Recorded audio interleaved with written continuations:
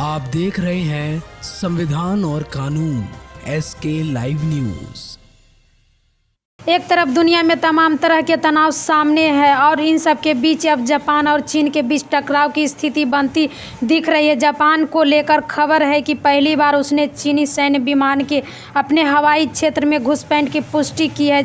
जापानी रक्षा मंत्रालय की तरफ से यह जानकारी देते हुए कहा गया है कि एक बाई-9 खुफिया जानकारी जुटाने वाली विमान पूर्वी चीन सागर के ऊपर जापान के वायु रक्षा पहचान क्षेत्र में घुसा है। यह विमान टुर्चू की दिशा में उड़ रहा था। मंत्रालय की तरफ से कहा गया है कि चीनी विमान के घुसपैठ की जानकारी मिलते ही जापानी वायुसेना भी एक्शन में आ गई है। कई एयरबेस से जापानी F-16 और F-13 लड़ाकू विमानों ने उड़ान भरते हुए चीनी जासूसी विमान को घेर लिया है। उसे जापानी हवाई क्षेत्र के करीब न आने के लिए रेडियो संदेश भी भेजा है।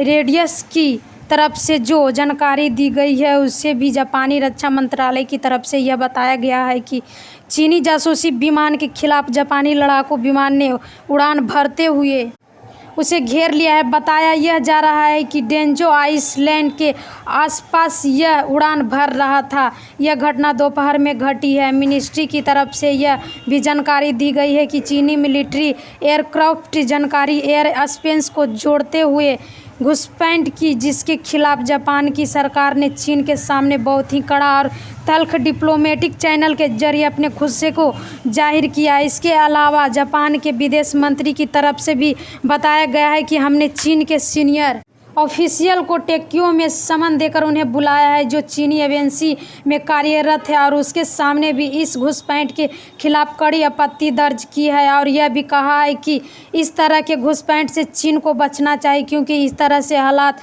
बिगड़ सकते हैं। कुल मिलाकर देखा जाए तो चीन लगातार इस तरह का हरकत करता है कि वह अक्सर ऐसा ताइवान के खिलाफ करता है, लेकिन अब उसने ऐसा जापान में किया कि जिसे लेकर जापान काफ़ी गुस्से में, और उसने चीन के सामने काफ़ी तल्ख प्रतिक्रिया जाहिर की है। अब इस पूरे मामले में जापान की तरफ से घुसपैठ की जांच भी हो रही है।